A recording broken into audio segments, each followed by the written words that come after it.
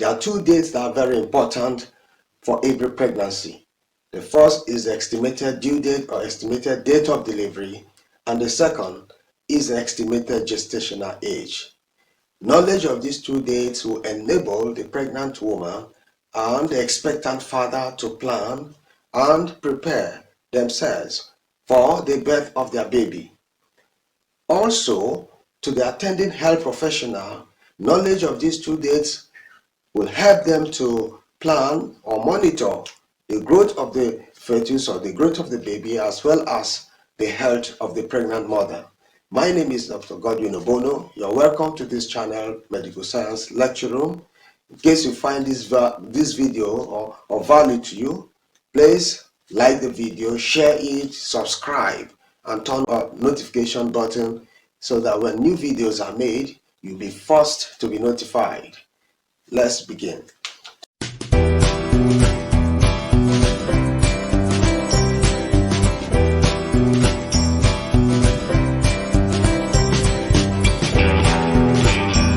Today's discussion will be focused or centered on how to determine or calculate estimated date of delivery or estimated due date. And while subsequent videos will be on how to determine or calculate the estimated gestational age. So for today, 4 steps are necessary if you want to know when you deliver your baby as a pregnant mother or a pregnant woman. Just the same, also important, like I said, to an expectant father. The first thing the woman has to know is her last menstrual period. Here, emphasis is on the first day of menstrual bleeding, not the last day. So if a woman menstruates, maybe for instance, a woman has a last menstrual period before she became pregnant was on August 1st, that first day during that last menstrual period will now be the day that will be taken into consideration. And so when the woman has known that day, the next thing that has to be done is to add 7 days to that date. And then next is to subtract 3 months, and then finally you add a year to it. This is a 4-step approach. If you don't want to do that, you can also make use of the 3-step approach. Here you equally need to know the last menstrual period, you had 7 days, and then 9 months. The difference between days and days is that here you're adding 9 months, while here you're adding a year, but you're subtracting 3 months. So these are the 2 ways you can calculate the estimated due date or the estimated date of delivery. Now we'll quickly take practical examples. I'll give you 3 case scenarios. Take for instance, if we have a woman whose last menstrual period was on 20th, let's say on the 10th of June, June 10, 2016. Now we want to we are assuming that this woman had her last menstrual period on June 10, 2016. After that menstrual bleeding, she became pregnant, and thereafter she wants to know when she's going to post to bed. So what we're going to do now, on this date we will add 7 days. If we are adding 7 days to June 10, this will give us June 10 plus 7, of course that will be 17, 2016. Like I said earlier, the next thing you're going to do is to subtract 3 months. If you are taking or subtracting 3 months from from the month of June of course is 6. 6 minus 3 will give us 3. While 3 here represent March. So if you are taking 3 months from June, you have March 17, 2016. Like I said, after subtracting 3 months, the next thing you're going to do is to add a year. If you're adding a year to this, of course here is 2016. Adding a year, that will become March 17, 2017. And so that woman whose last menstrual period was June 10, 2016 is expected to give birth on March 17, 2017. And sometimes it may not be exactly this day, but you should know that it's about this day. So that's why we call it estimated date of delivery, because we are assuming that about this time, this woman who is pregnant after menstruating lastly on June 10, 2016, who is expected to give birth. Now, sometimes you may not want to follow this arrangement, like the steps that I've taken. So these 4 steps I've taken, sometimes we may want to arrange it like we used to do in primary school or secondary school. You may have to do so by having to arrange this date according to the American style.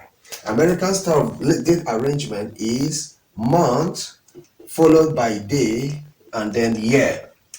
In this case, our last LMP, or the last menstrual period, was on June 10. It means if you are to arrange that according to in this order, now we will have here under month we will have 6, and then the day will be 10, the year will be 2016. And now, having arranged the date this way, the next thing is to apply your own rule. The rule says you subtract 7, you had 7 days, you subtract 3 months, and you had a year. So if I am adding 7 days, that 7 will be placed just below what? I'll put +7 here, because remember that this thing represent days, and so my 7 represent days as well. And so I need to place this 7 just under the 10. Here now, I'll have to place here -3, where 3 here represent months. Remember that this 6 represent months. And so this -3 has to be just below or under this 6. And here, I will have here +1. Well, this 1 represent what? A year. And so I'll draw a line like this. I want also, that's why I say this is more or less what we did in elementary school. So what we're going to do at this point is to say 6 minus 3, that of course will give us 3. 10 plus 7, that will give us 17. Then 2016 plus 1, that will give us 2017. And of course, you know that 3 represent months, and this 3 of course represent the 3rd month in a year, which is March. So that will be what? March 17, 2017. You see that for doing it this way, it gives you the same answer as if you are to do it this way. So whatever way that is convenient for you, it's important you use it. Now, this is the first scenario. In this case, this is a situation where the LMP, or the last menstrual period, occurred about the middle of the month. You can see on the 10th, about the middle of the month. What if the LMP, or the last menstrual period, was at the end of the month? Now, at the end of the month, let me go with June 28, 2016. Remember the first instance, we have June 10, 2016. Such that when 7 was added to this 28, we had 17, which is still within the month of June. But you see, now that it is June 28, which is the end of the month, that's why I say this is second scenario, the end of the month. If 7 is added to 28, of course, it takes you to the next month. So which is why I said this is the second scenario. You can have this a case like this. And so if we had 7 days to this, of course, you know, that will give us July, because it will take us to July. When you say June 20, if you have 7 days, this becomes 35 days. There is no month that has 35 days. So it means it has to be the next month, which is July, and that has to be July 5th, 2016, because you have 28 plus 7, it will give us 35. So 5 here represent the day, 30 now represent June, while 5 is July. So this will give you July 5th, 2016. Again, you will subtract 3 months. If you take 3 months from July, of course is 7 in the 7th month in a year. So 7 minus 3, that will give us 4. So if you take or subtract July 5th from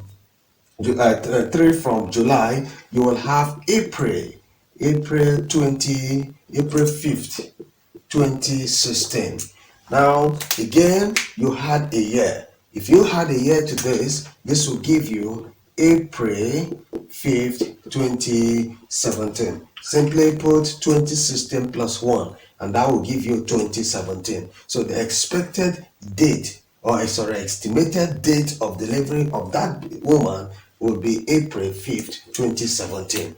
See, so again, if you want to follow the other arrangement of month, day, and year, again, we say here will be month, here will be day, and here is going to be a year. I mean year. Now here in this case, June is 6, here it's 28, and here is 2016. And again, minus 3, minus 3 plus, remember minus 3 plus 7, then plus 1.